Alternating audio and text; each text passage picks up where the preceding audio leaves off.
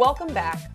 Crop Mobster and all the others started out as ideas that entrepreneurs took over the finish line. Today, we have former Etsy CEO and startup angel investor Maria Thomas here to talk about how that really happens. Thanks for coming, Maria. Thanks for having me, Stacy. It's great to be here. You've joined several startups early in their trajectories. Which tech trends are you following now? Sure, following several tech trends now.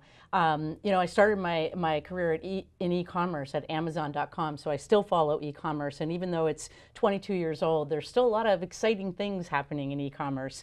Take Amazon, for instance. Just the other day, they announced that they might be delivering your groceries to your car trunk as a result of having smart license plates and being able to track exactly where your car is. So e-commerce is certainly still in its early stages, although 22 years old. Another big trend I'm following, I like to call big data of me. And by that, I'm talking about the intense personalization that we experience with digital technologies combined with the Internet of Things. So sensors everywhere in our homes, in our cars, on our bodies, and the result of that data collection being about me, therefore services and products that can come to us which are highly personalized. So take beauty, for example. Today we go into a drugstore or beauty store and we get a foundation. We pick from a selection of colors. In the future, I think we will be using our smartphones to take pictures of our face and have a custom blended color just for us. I love that. What was most surprising to you in your involvement in and observation of startups? There's been a lot of surprises along the way. First of all, my path has not been linear. I've been involved in e-commerce, in digital media, in smart home technology. But just to say a couple of examples, I think one of the biggest surprises is the critical importance of timing. We think about entrepreneurs and startups and we think about, gee, you have to have a great idea. You have to have a wonderful team to execute that idea. You have to have funding to be able to afford to execute the idea. And all of those things are necessary conditions. But what I think people sometimes forget is that market timing is also critically important. So a couple of examples, Uber, Airbnb, big brands that we talk about today, they came about just after the crash of 2008. And I think that they were great at taking nothing away from their great ideas or superb execution.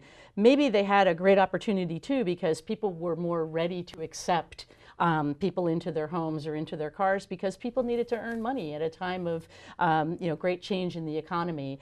Back to Amazon again, I was at Amazon in the early days, and you could argue that Amazon was almost too early for the market in the sense that it started in 1995, and thinking back into 1995, broadband penetration in the United States was still very low.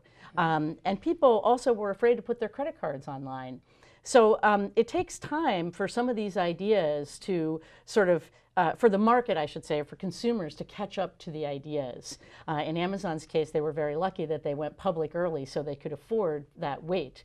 But market timing is very important. What advice do you have for founders looking to bring experienced talent into their growing startups? I've been early into several startup companies. I mentioned Amazon. I was also CEO of Etsy. I was part of a smart home technology company that was acquired by Samsung. And something I learned in each of those experiences, Stacy, is that there are different leadership styles required for different stages of a company's life.